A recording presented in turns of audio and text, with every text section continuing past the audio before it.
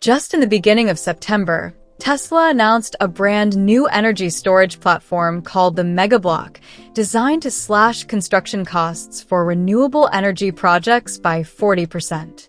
It reveals something bigger about Tesla's strategy. The company is aggressively rethinking how products are designed and assembled, using fewer parts, more integration, and smarter manufacturing to deliver performance at lower cost. That same mindset is now shaping the Tesla Model 2. In today's video, we'll break down 3 key ways Tesla is applying this cost-cutting, efficiency-driven approach to its most affordable car yet. So, if you enjoy clear, fact-driven breakdowns like this, consider subscribing.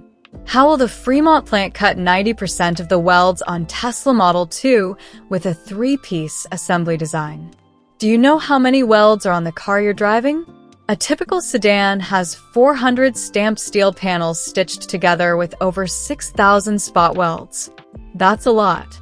Elon Musk has been ahead of the industry by nearly a decade, knowing every weld is a potential weak spot scattered across the frame. From the Model 3 with about 5,000 spot welds in its body, Tesla moved to the Model Y, casting the whole rear frame as a single piece, cutting over 1,600 welds to just 3,400. The manufacturing revolution doesn't stop there. What makes Tesla's approach truly groundbreaking is the cascading effect of weld reduction on production efficiency. Each eliminated weld saves approximately 8 seconds of robot time, meaning the 2,700 welds removed from the Model Y translated to roughly 6 hours less assembly time per vehicle. For the Model 2's projected 90% weld reduction, we're looking at potential time savings of up to 13 hours per vehicle, which is a reduction that directly impacts both production capacity and labor costs. Now, with the Model 2, that number is getting slashed by 90%, leaving fewer than 400 welds in the entire car. This is coming from Tesla's third-generation manufacturing, where the Model 2 is built from a standardized 3-piece design with a front Mega, a rear Mega, and the structural battery pack in between. The physics behind this transformation reveals why Tesla's competitors struggle to replicate this approach. Traditional automotive original equipment manufacturers have supply chains optimized for hundreds of smaller stamped parts, each sourced from different suppliers.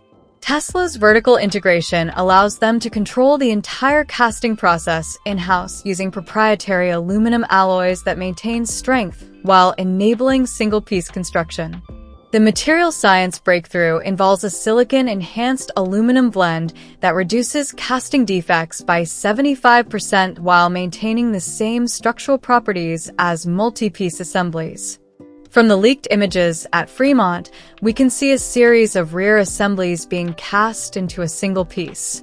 No panels of rails, shock towers, or others.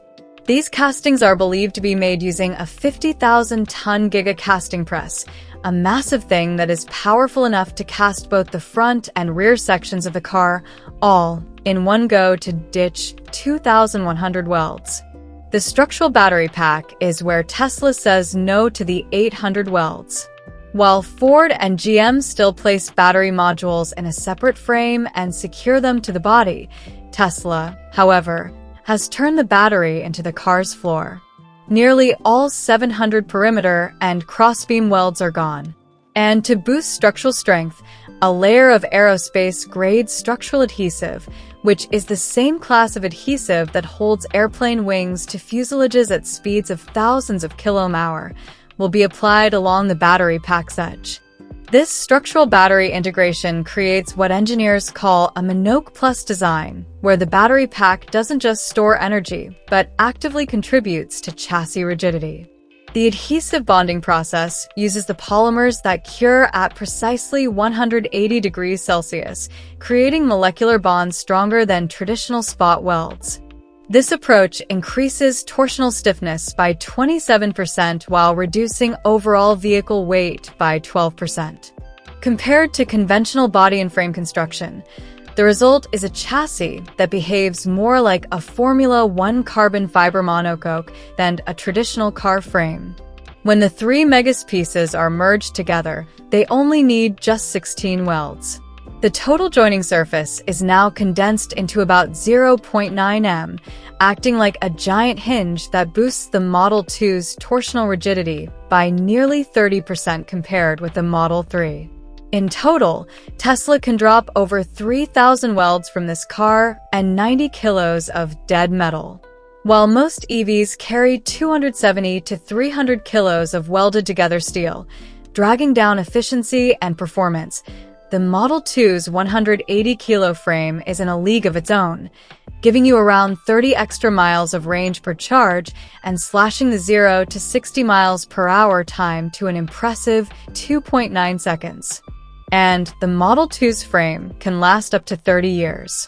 That means while Mustang Mach-E or Hyundai Ioniq 5 owners have to visit the garage twice a year and spend $8,000 to $12,000 to fix rust and cracked paint around thousands of welds, Tesla will keep that money in your pocket.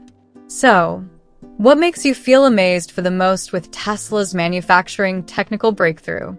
And if this manufacturing revolution convinces you that Tesla is reshaping the entire industry, type Megast in the comments below.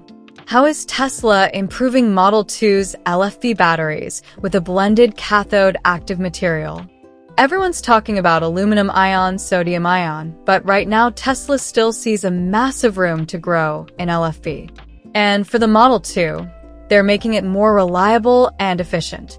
A $4.3 billion LFP battery supply deal between Tesla and LG Energy Solution was signed just 2 weeks ago. And with its LFP factory over in Nevada, Tesla is doing all things to reduce reliance on China at a time when tariffs and political uncertainty are making supply chains riskier than ever. The geopolitical implications of this supply chain shift extend far beyond simple cost considerations. Tesla's Nevada LFP facility represents a strategic hedge against supply chain disruptions that have plagued the automotive industry since 2020. By localizing LFP production, Tesla can reduce shipping costs by approximately $1,200 per vehicle while cutting delivery times from 45 days to just 8 days. The facility's production capacity of 40 GWh annually will be sufficient to power nearly 500,000 Model 2 vehicles, representing complete supply chain independence for Tesla's most affordable offering. It's a clear signal they're serious about expanding LFP for millions of affordable cars to come.